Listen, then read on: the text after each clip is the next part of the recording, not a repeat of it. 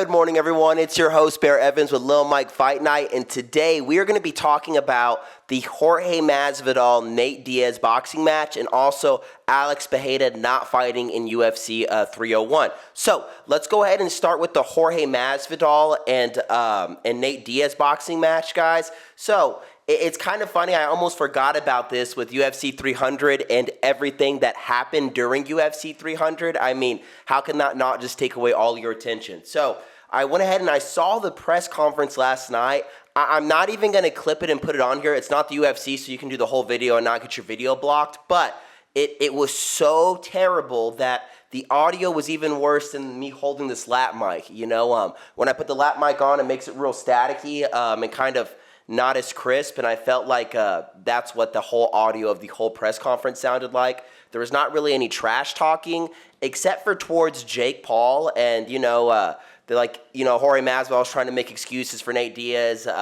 covering objections like, Nate Diaz, didn't train super hard for Jake Paul, he's not a real fighter, blah, blah, blah. Guys, did y'all see that Jake Paul fight with Nate Diaz? Nate Diaz put the pressure on the whole time, but he was punching essentially with pillow fists. It's different in the UFC versus boxing, when you have a 12, 10-ounce gloves on versus a 4-ounce glove. Also, when you don't have kicking involved and all that. I know Nate Diaz isn't the biggest kicker. He's mainly a boxer, but it's very different when you have, a lot more padding on your hands.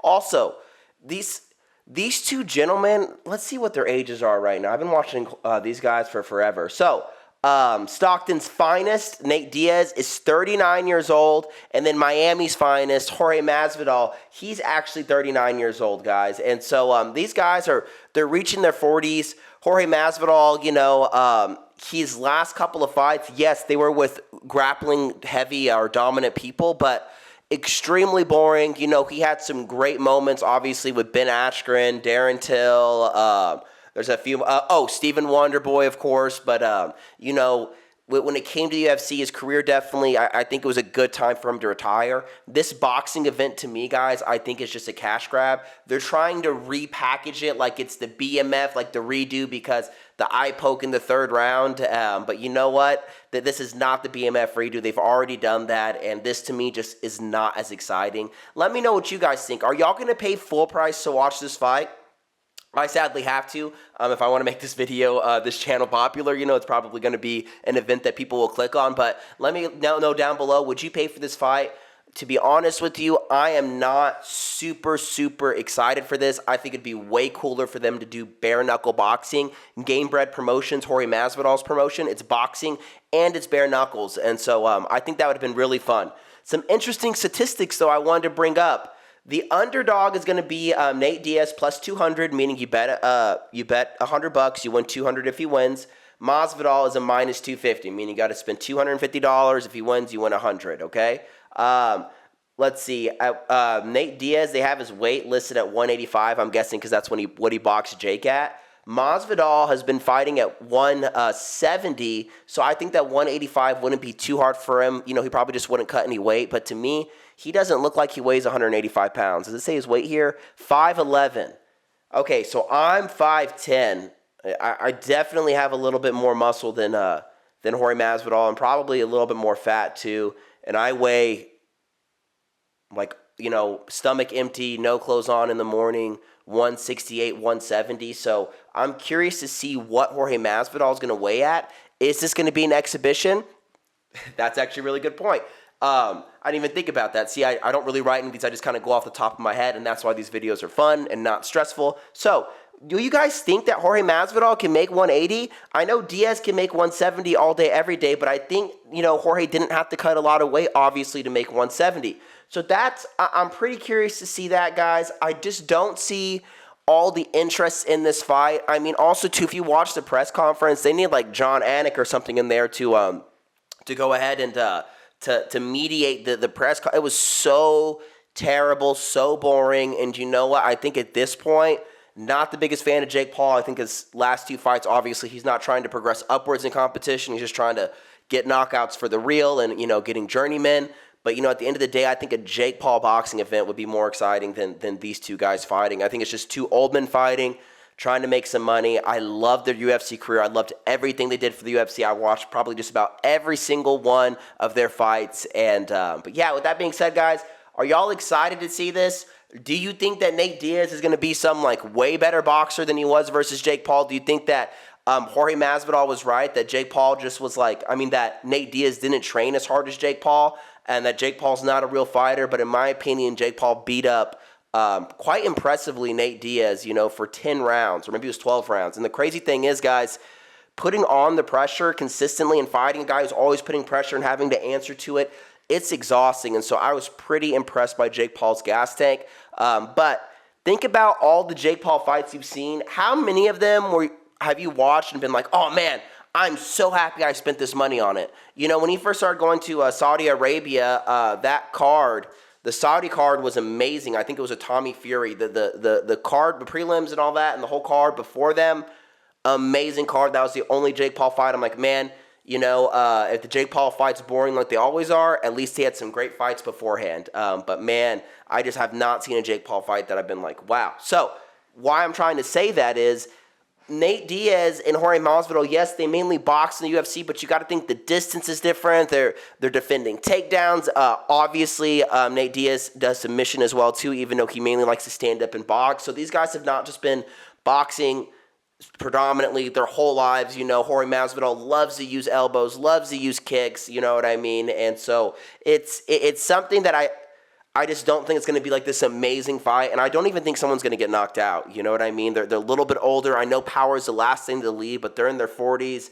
I don't think Jorge's been training. I think he's been partying. So with that being said, guys, let's go on and transfer next to our next topic of the video. It's Alex Pereira. He wanted to fight in Rio in UFC 301. I think that's in 3 weeks. He took almost no damage whatsoever in the fight, and I know Dana White didn't want him to move up, which I think is crazy, but I've been calling for the Tom Aspinall versus Pereira fight this whole time. Tom Aspinall was in the crowd. Pop that picture up somewhere right here. You can see his face, staring at him after Pereira won the belt. You know what I mean? So I think that it would be an amazing fight, seeing Pereira versus Aspinall. I think it'd be a better matchup for Pereira versus Aspinall versus Pereira versus Ankalaev, because that's really the only guy in the top 5 that Pereira hasn't beat. Yes, Alexander Rakic, he just lost to Yuri Prochazka, but Pereira knocked out Yuri Prochazka. So the only one left is Ankalaev, but I think that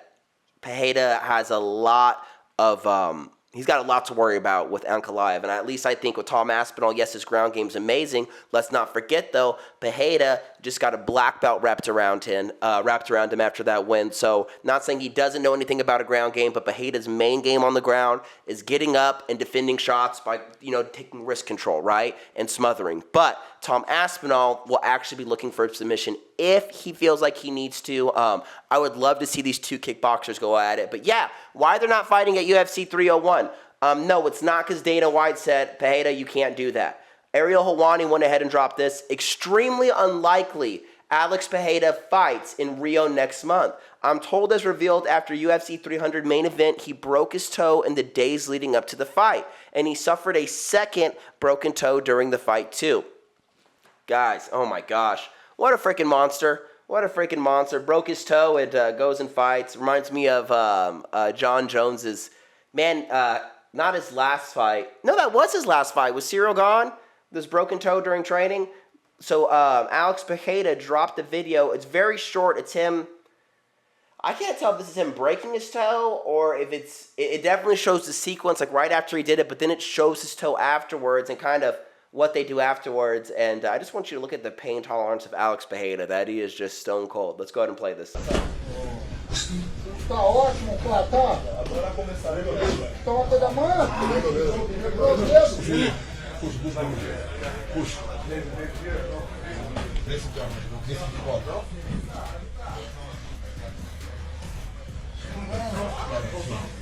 Desmudou. Gira um pouquinho, gira ele um pouco. Vai fazer assim, ó. Vem botar. Vai fora, vai frente. Deixa eu ver. Vai, tá muito forte. Tá girado assim. Pegado dele. Bem pra caralho, velho. Passou quinando. Puxei um pouquinho assim, ó. Passou aqui assim, ó. Graças a Deus ele só um pequeno, né?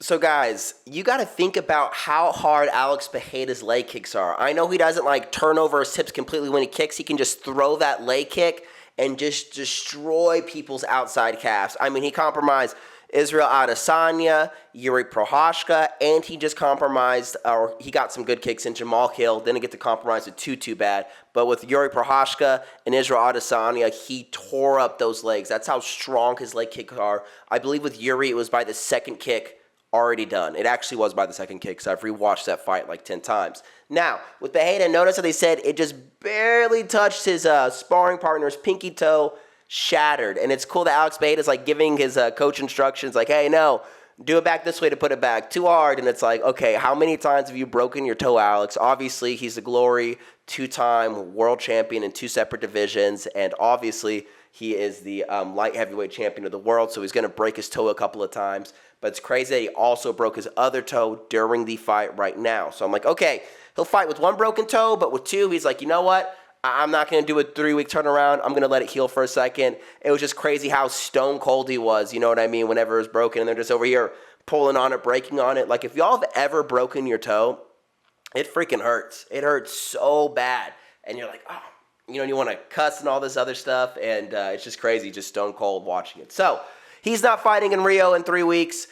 He is known for his fast turnaround times. When he got knocked out by Izzy, came back 6 months later. You know what I mean? He's an absolute beast, but he won't be fighting at UFC 300, guys. Drop your comments down below. Who do you want to see Alex fight next? Is it Aspinall or Ankalaev? Also, who do you think would win?